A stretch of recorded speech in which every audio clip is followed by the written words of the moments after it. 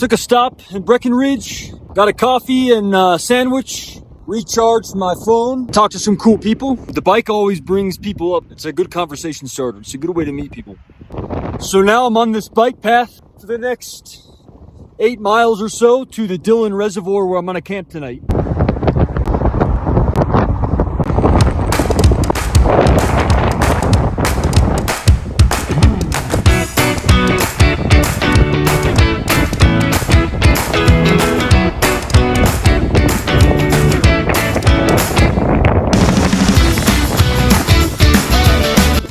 I just dropped into a neighborhood in the city of Frisco. I think it's a little bit quieter and less touristy than Breckenridge.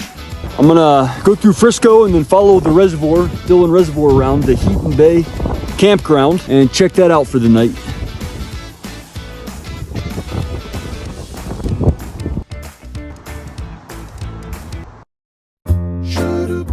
The campground that I was gonna stay at, Heaton Bay, is full. I found a little spot out here that I'm just gonna stealth camp. It's a pretty spot. It's not gonna rain tonight, so I'm not gonna need the tent that I tried to fix up a little bit, but I'll set up the bug net because I think it'll be a little buggy because of the water from the reservoir. And then I'm gonna make some dinner and set in for the night.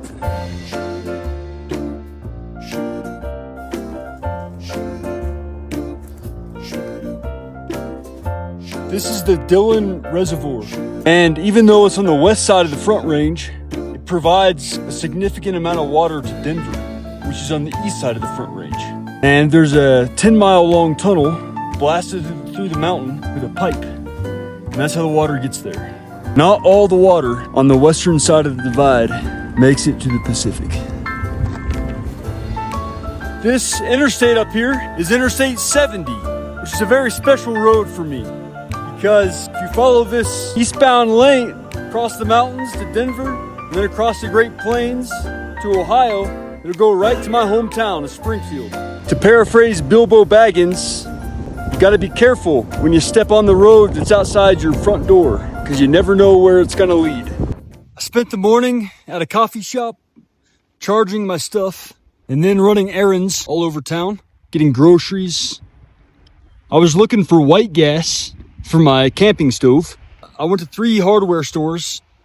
2 of them were out, and the third one only had a really huge can of it, and I could only use like a third of it. So I ended up just getting a little canister as a backup, and I'm gonna continue on and I'll check in the next town. Now I'm leaving the town of Silverthorne, headed north back into the White River National Forest, and I'll find a place to camp tonight. I'll be hitting Ute Pass tomorrow, making my way northwest. So here's the deal. I'm not gonna stay at this campground. It's $26 a night, and it's only 3:30, or at least it was when I got here. I ate some food, greased the chain, so it's probably getting close to 4 now. But I don't wanna pay $26 to stay here. It's early, so I'm gonna continue on down and pick up the Forest Service Road up to Ute Pass, and I'll enter the White River National Forest at that point, and I can find a place for the spruceal camp. It's only about 7-8 miles from here to Ute Pass, and it's a 1,200-foot climb, I think. Honestly, maybe I'll go over Ute Pass tonight. We'll just see how it goes.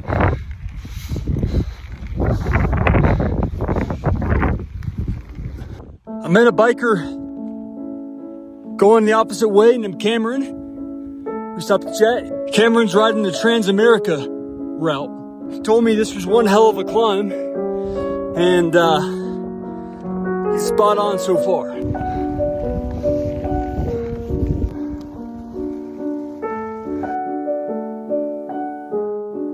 I'm back in the National Forest. I found this old trail in a semi-flat spot, so I set up my tent, and I'm gonna make dinner and sleep here for the night.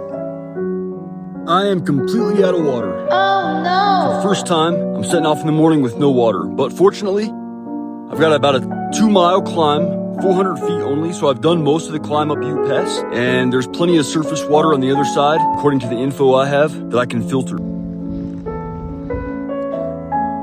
I gotta say, it's a lot easier riding uphill with no water on you.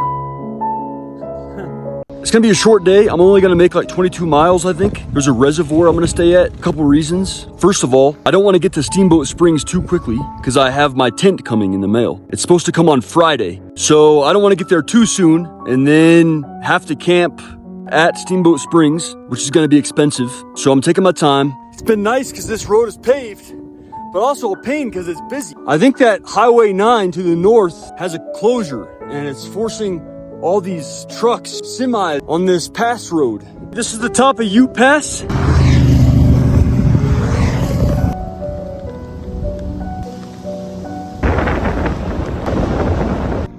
All right, that big plant was Henderson Mill. I'm not sure what they're milling though, and why it's out here in the middle of nowhere. You know, something that's been made real to me, traveling out here through this pristine backcountry, is that every convenience that we expect and demand in our lives, someone or something somewhere is paying the price for it.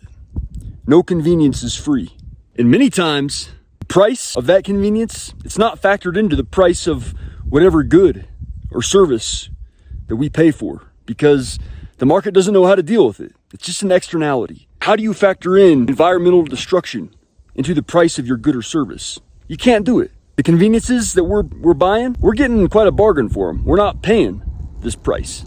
Everything, all the raw materials that we need for our conveniences, this is where they come from. All the surface water I was expecting over here has been dammed up back there in those reservoirs. Still no water for me. Finally found that water. Now I'll just follow this road and I think it's gonna come down and meet the water at some point, and then I'll be able to refill my stock.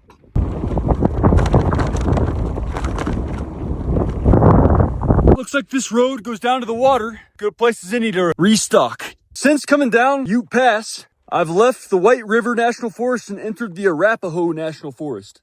Looks like there's a dispersal campground out here, and also there must have been a building because you can see an old chimney. We'll check that out after I get some water.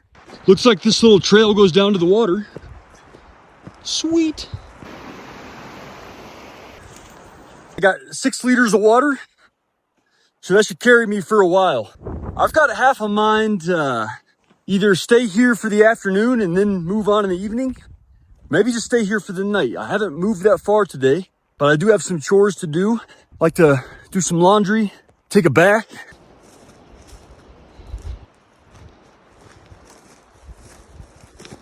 Looks like this used to be somebody's house. Only the chimney's still standing. They've even got some bear boxes back there. It's about almost 5 o'clock. I got here at 1. I washed my clothes, took a bath, sewed up some tears that had gotten in my pants and my shirt. This is pretty cool. These folks have a shower, an internet, and a place to camp for bike riders. I just figured I'd stop and show a little thanks. We've even got some cold water for folks who are riding through. I cleaned my bike chain off. I ate a snack, dried my clothes, charged my phone with my solar panel. I even read a little bit. Very nice. This is some beautiful country.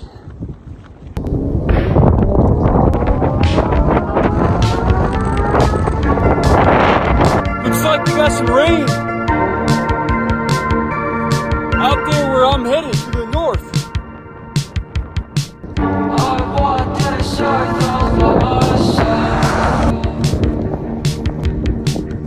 What I thought was rain, it's not rain.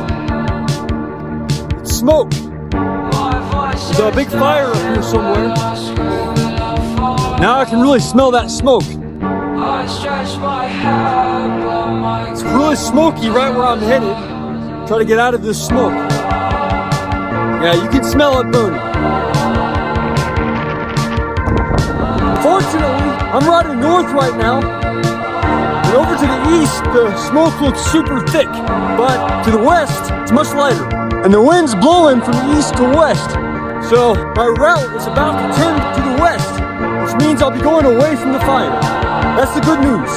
So I'll probably just keep riding until I get out of this smoke. And then I'll look for a place to camp.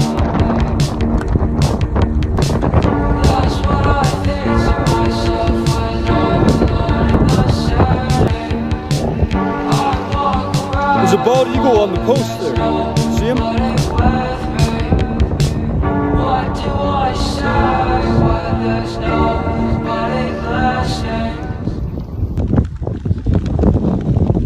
All right, I'm here at the campsite that I was gonna camp at tonight. As you've seen, I've ridden through that smoke.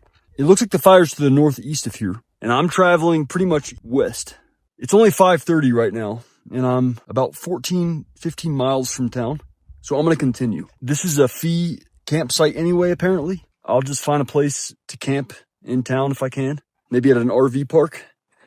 And at least I can get some data and check out where this fire's going and be able to plan. It's still pretty pleasant riding. The smoke's not too thick, but as you can see, man, it's super thick behind me where I came from and relatively clear to the west where I'm going. So that works out in my favor. I'm gonna keep going.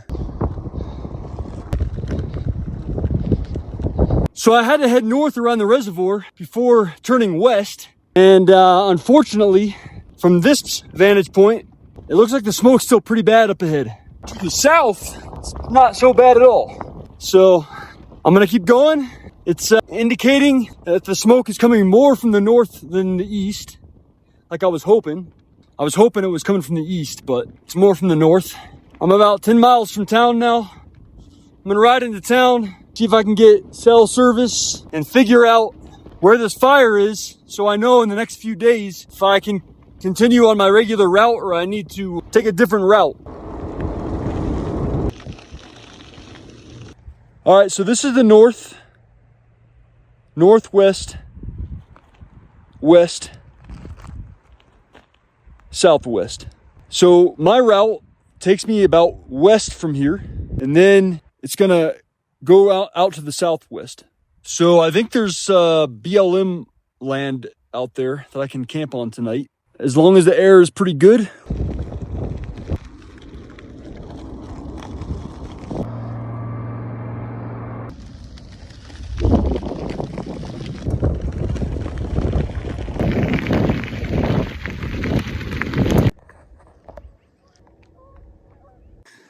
So for the first time on this ride up the Great Divide, we encounter the Colorado River.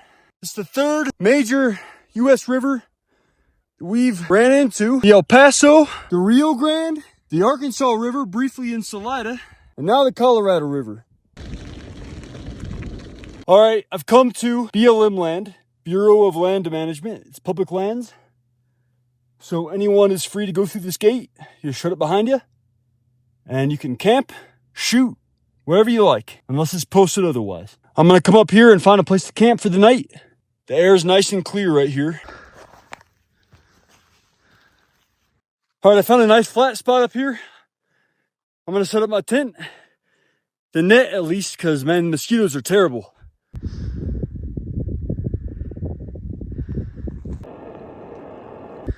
I'm not sure what this thing is. Let's go check it out.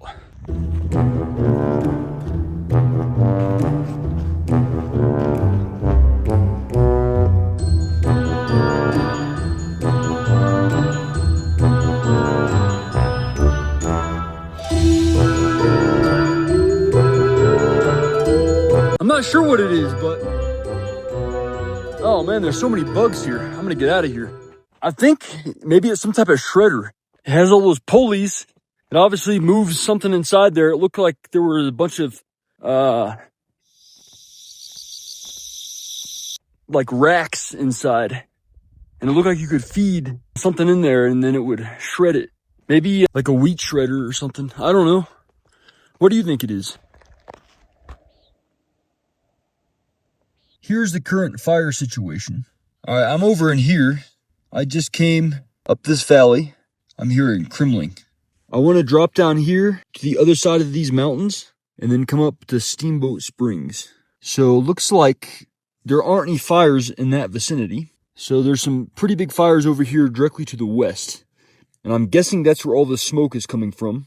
So I should be good, but how's the smoke gonna be? So here in Kremling, these are reports of smoke. Now, if I come up here to Steamboat Springs, it looks like it's pretty bad right now. I packed up my camp, and now I'm gonna head into town. The town is Kremling. It's a small town just north of the Colorado River. I can still see a little haze over to the northwest, which unfortunately is where I'm going, to Steamboat Springs. I don't really want to be there if it's all smoky. I may delay, maybe ride south a little bit, and hopefully the tent will come here soon.